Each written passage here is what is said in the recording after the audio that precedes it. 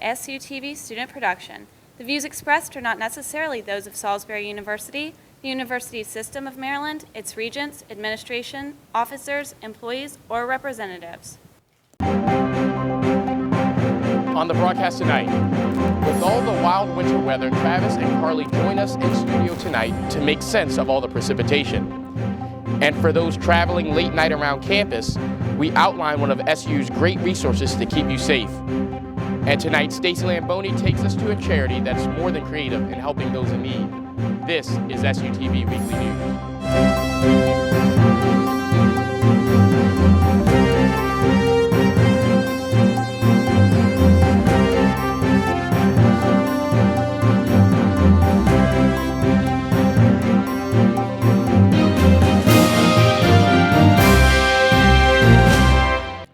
Good evening. Over the past few weeks, many parts of the nation has been experiencing extreme winter weather, and a day of canceled classes shows us that Salisbury has not been immune to this weather. Late Tuesday, Governor O'Malley declared a state of emergency ahead of the storm, and as this entire half of the country prepares for more precipitation, Travis Bush and Carly Nichols are here to tell us more about what we can expect on the Eastern Shore. Thanks, Eli. As most of you know, the Winter Olympics are going on in Sochi. We've had a lot of trouble predicting the weather over there because, unlike normal Russian conditions, it's been about 65 degrees. So a lot of the snowboarders, a lot of the ice lugers, they've had a lot of problems with keeping their tracks in line this week. And to come back to the United States, we have this huge storm that's building up over the southeast right now. We've personally had a lot of problems predicting this storm. The models have been all over the place.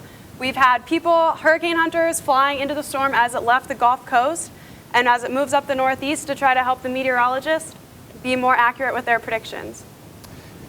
As you can see, going back to the radar, they're down in, the storm stretches all the way down to Central Florida. Currently, Orlando, Florida is in a tornado watch. That's how large the storm is.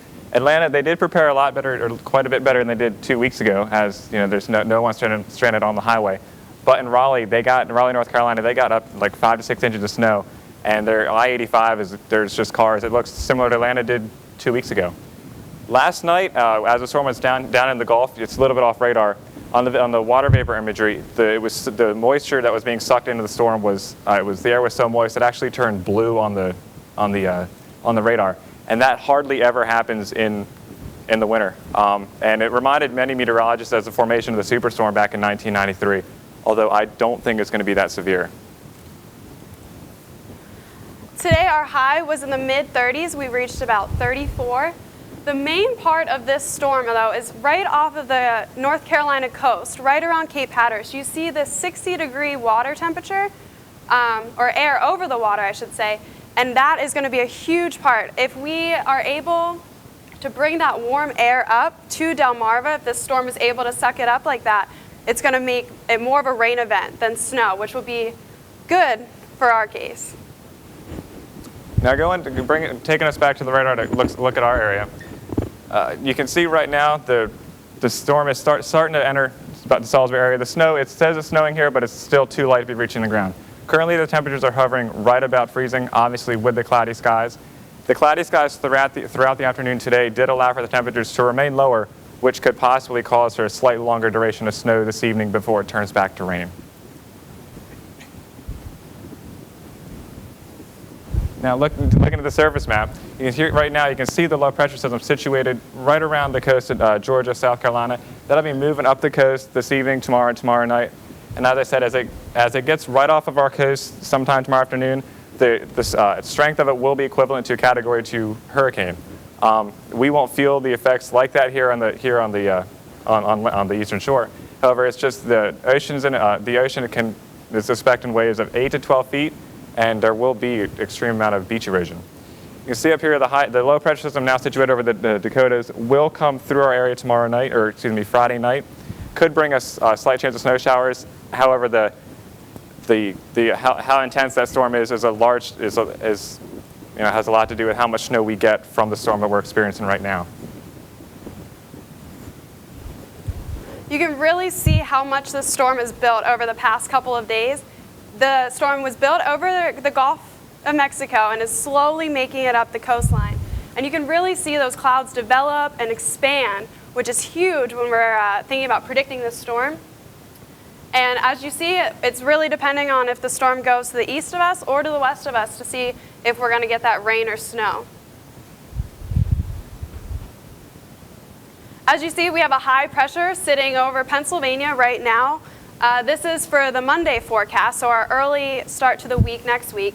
This high pressure is going to bring fair conditions and highs that we might actually see in the low 40s. Now for your Wednesday, for your midweek, there will be a high pressure system will build into the area.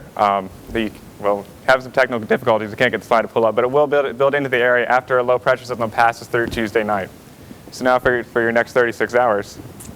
Tonight, as most of you know, we will be seeing snow flurries late on, probably in the next couple of hours actually. It's going to hover right underneath that freezing mark, which is going to be very important. Tomorrow, with a high of 41, we probably will see mostly rain.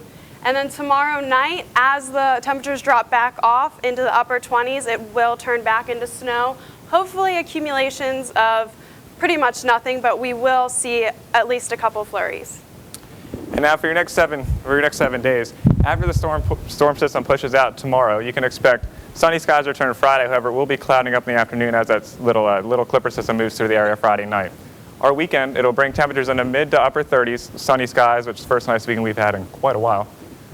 Like Carly just said, Monday looks clear, sunny skies. Tuesday, we will see a chance of rain, but temperatures will start reaching the low 50s for the middle of next week. Now for your Valentine's Day forecast. So if you guys have plans for Valentine's Day, your day forecast for sure will not be ruined. A high of 45 with sunny skies is looking great. If you have any outdoor plans or any traveling that you have to do this weekend. And I wish I could say the same for the night forecast, but like I said, there will be some light snow, and temperatures will dip to the low 30s, possibly even the upper 20s. So make sure, if you all go out, make sure you cuddle together to stay warm. That's it for this week's weather. Now back to you, Eli. Thanks, guys. And Travis, you're now joining me on set. I want to kind of get an idea of what's been the cause of all of this wild winter weather in the past few weeks. Well, it's just the way the system's, the jet stream's setting up. Usually, obviously, the cold air hardly, if it dips this far down south in the country, it hardly stays there. And if you notice, we're getting all this cold air and all these storms now, but out in California, for the majority of the winter, they had hardly any rain. So it's just the way the upper atmosphere is setting up and steering the storm systems and everything into our area, into the south.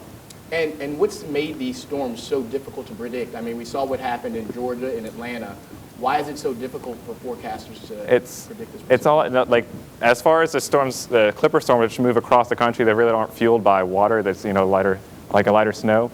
The storm we're experiencing right now is extremely hard to predict because a slight variation in the storm's track will either usher in our area cold air to, from the north, or the warm air off the ocean, which will be a, difference between a foot of snow or an inch of snow. Finally, when can we expect to see an end to this weather? The stormy setup, or just the storm we have tonight? The stormy setup in total. Hopefully, the way it's looking, hopefully after this will kind of be like the last big storm, and we'll start to see some warm up. But again, the way this winter's going, it's a tough call. All right. Well, thank you so much for being here with us. And of course, we'll be checking in with Travis as long as this weather's going on. But no matter what the weather is like, there's one group that remains committed to ensuring the safety and security of students, faculty, and staff. Tonight, Taylor Rogers tells us more about the school's safety escort service. Faculty, staff, and students may feel uncomfortable walking in the dark. University police adhere to these concerns through their campus security escort service. Once someone calls in for a request, they provide their name, number, location, and destination. Then University Police will decide which service they will be needing. Lieutenant Joel Davies identified for us the types of escort services available.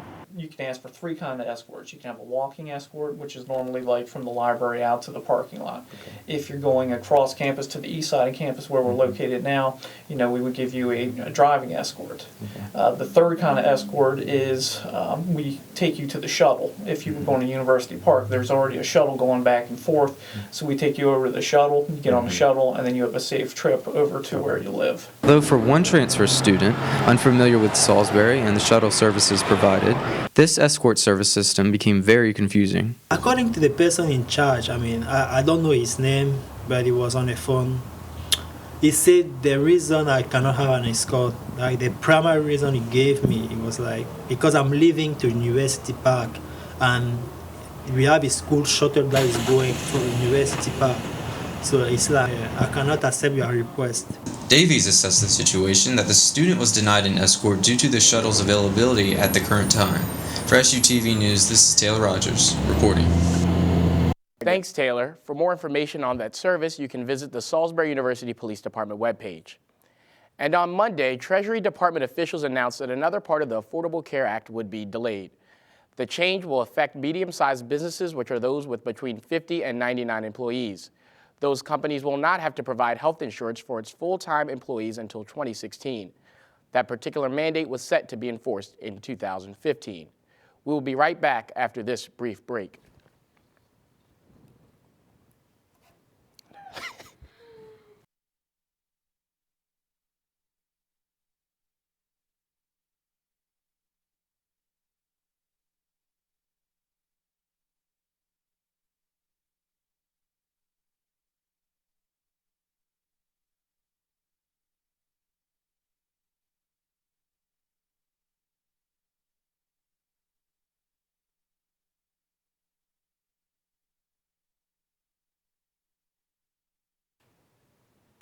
And earlier today, the university held its first housing fair of the semester.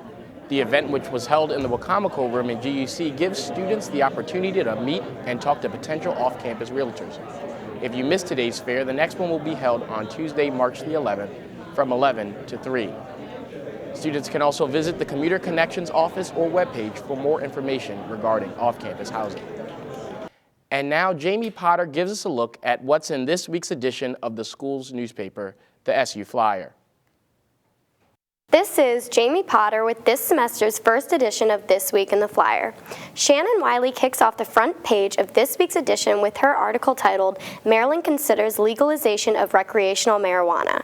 She writes that the Marijuana Control Act of 2014 would make it legal for those over the age of 21 to possess up to an ounce of marijuana.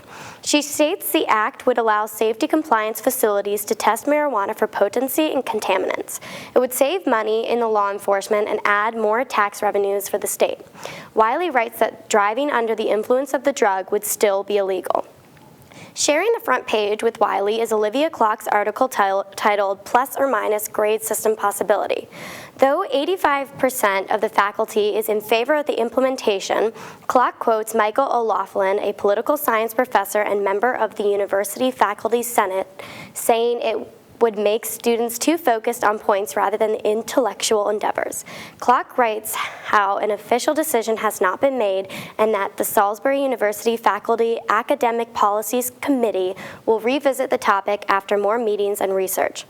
Mitchell Northman writes about a 50-year-old man insulting a 19-year-old college student in his Primetime Perspective article titled, "A Simple Rule for Attending Sporting Events: Have fun, don't be an idiot." To learn more about the circumstances, check out the editorial section of this week's flyer. With Valentine's Day around the corner, Kara Kinnaman has her usual fashion advice for anyone looking for a style that says, "Be mine." Check out the Go Life section to get some pointers that will fit your day and night plans. That's all for this week's edition of This Week in the Flyer. Now to Eli. And in an ongoing effort to help students dealing with depression, Stand For You held an Inked event in Fireside Lounge on Thursday. The event, which was inspired by an SU student, aims to help others through writing. Inked, making positive marks is what it's all about. And what does that mean? Basically, it means, engaging in ways that, engaging in activities that help you cope with stress in life. So practicing coping strategies for life. So knowing what helps you, whether it's going out for a run or journaling or, talking to a friend, what is it that gets you through those hard times and making that a regular practice? You can be private, you can be public, you can have friends read it, you can express yourself however you want. And if you are maybe having some difficulties here, like a lot of people do on campus, especially when they come to college, maybe away from home and family and friends. Having an opportunity to express yourself without somebody judging you is really helpful. And earlier today, we sat down with SOAP President Jenna Payne for a look at what they have scheduled for the week and some of what they're doing for the rest of the semester. Hi everyone, I hope you all have had a great start to your semester so far. Since Valentine's Day is this week, SOAP has planned a lot of Valentine's Day events for you. Tomorrow, the 13th, we're having our first event from 11 to 3 in Fireside Lounge. We're calling it Valentine's Day Treats, where a company's coming in and they're providing chocolate, strawberries, bananas, graham crackers, all that kind of stuff where you can pretty much make your own edible arrangement. So if you're really wanting to have one of those for Valentine's Day, you should definitely come hang with us. Later that day at 7, we're having our first open mic night themed for Valentine's Day, and it lasts until 10, and it's going to be in Cool Beans.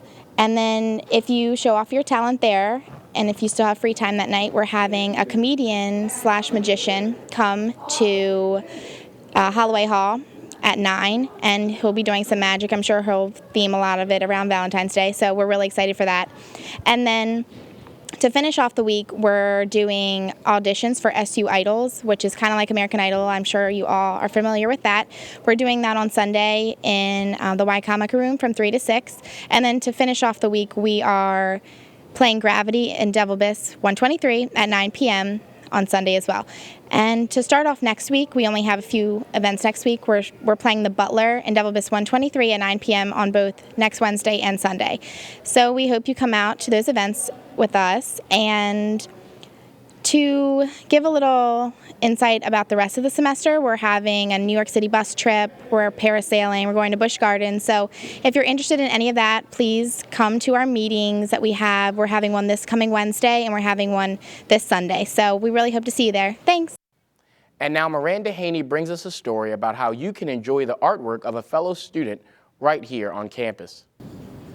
The University Art Space is a place where SU art students can showcase their pieces and collections. From February 3rd to March 3rd, Alyssa Leib presents New York for a Day, a collection of street photography. I've always been interested in street photography, and I've been really inspired by Vivian Maier. And so when I got to go to New York, I really got engaged with the people that were walking the streets of the city, so I wanted to reflect that. The University Art Space is on the second floor of the University Center and has the same hours. All of Alyssa's prints are available for purchase. From SUTV News, this is Miranda Haney reporting. It was today in 1809 that Abraham Lincoln was born. The nation's 16th president is perhaps best known for leading the country during the Civil War and for abolishing slavery. 100 years later, the National Association for the Advancement of Colored People was founded by a small group of children of abolitionists in New York. The NAACP would go on to play a major role in the civil rights movement of the 60s and still plays a major role in advocating on the behalf of minorities in the United States. And on this day in 1973, Operation Homecoming began as the first release of American prisoners of the war from Vietnam. The war, which was unpopular in the States, lasted for nearly 2 decades and cost more than 58,000 U.S. servicemen their lives. And on February 12, 1999, the United States Senate voted to acquit President Bill Clinton on the impeachable charges of perjury and obstruction of justice related to a sex scandal involving an affair with a White House intern. And last semester, Stacey Lamboni visited a nearby charity that uses creative ways to help those in need. 4 Steps is one out of over 800 accredited member centers globally through the Professional Association of Therapeutic Horsemanship, also known as PATH. According to PATH, their mission behind this rehabilitation approach is to promote safety and optimal outcomes in equine-assisted activities and therapies for individuals with special needs. Lisa Dixon has 2 children, Elijah and Zaria, who are participants at 4 Steps. Dixon says she notices a difference when they are riding. I know the benefits of them. They kind of have a little anxiety and kind of have some little quirks about them, but when they're on the horses, they're kind of a little bit more calmer. They're brave. They just have no fear at all around them, and they really enjoy it. I mean, they look forward to it every weekend. Hippotherapy is similar to the in-clinic therapies in that they both focus on strengthening physical and mental individuals who struggle with daily tasks. Tailor it to our own specific needs and our own specific clients and our own specific location. Donna Anderson comes to Four Steps because of a neurological disease. She says it not only helps build strength, but also confidence. Nice. But as soon as I get on the horse, it's like all the tension and all the stress that I have just melts away. There is another friendly furry animal that runs around Four Steps who also helps out. He does. He helps. He helps. Sometimes he helps just maybe even somebody who doesn't want to pet a pony. In Salisbury, I'm Stacy Lamboni reporting. TV News. Thank you for joining us. I'm Eli Modlin. Good night.